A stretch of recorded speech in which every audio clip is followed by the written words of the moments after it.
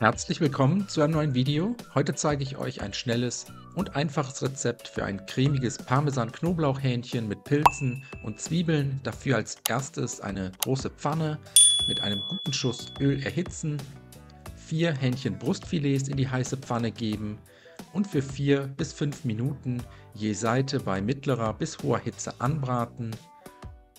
Ruhig auch schon mal mit einer sehr guten Prise Salz sowie frisch gemahlenem Pfeffer würzen, das Hähnchen weiter braten lassen und nebenbei die restlichen Zutaten vorbereiten, eine große Zwiebel abziehen und in Streifen schneiden und dann habe ich hier noch 250 Gramm braune Champignons, putzen und ebenfalls in Scheiben schneiden. Wenn das erledigt ist, das Hähnchen einmal wenden, von der anderen Seite für weitere 4 bis 5 Minuten anbraten lassen, nochmals mit etwas Salz und Pfeffer würzen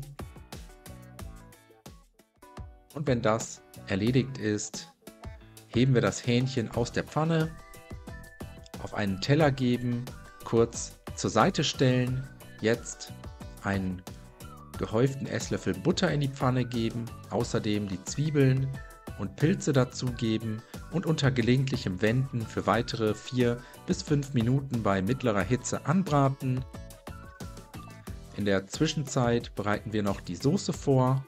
Dafür als erstes 2 bis 3 gepresste Knoblauchzehen in einen Mixbecher geben, einen gehäuften Teelöffel Speisestärke dazugeben, außerdem 500 Milliliter kalte Milch dazu gießen und dann einfach alles einmal gut miteinander verrühren. Die Soße anschließend mit in die Pfanne geben. Jetzt kommt auch noch ca. 50 bis 75 Gramm geriebener Parmesan dazu. Das Ganze einmal gut umrühren, unterrühren, zum Kochen bringen, den Parmesan in der heißen Soße schmelzen lassen und wenn das erledigt ist, kommen die Hähnchenbrustfilets samt Fleischsaft wieder zurück in die Pfanne.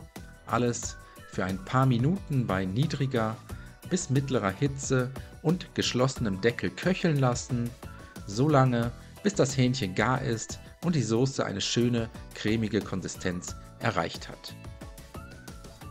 Danach sind wir fertig, die Pfanne vom Herd ziehen, zum Schluss mit gehackter Petersilie garnieren und dann mit Baguette, gekochten Nudeln oder Kartoffeln servieren. Ich hoffe, euch hat das Video gefallen. Ich wünsche euch viel Spaß beim Nachkochen. Bis zum nächsten Mal.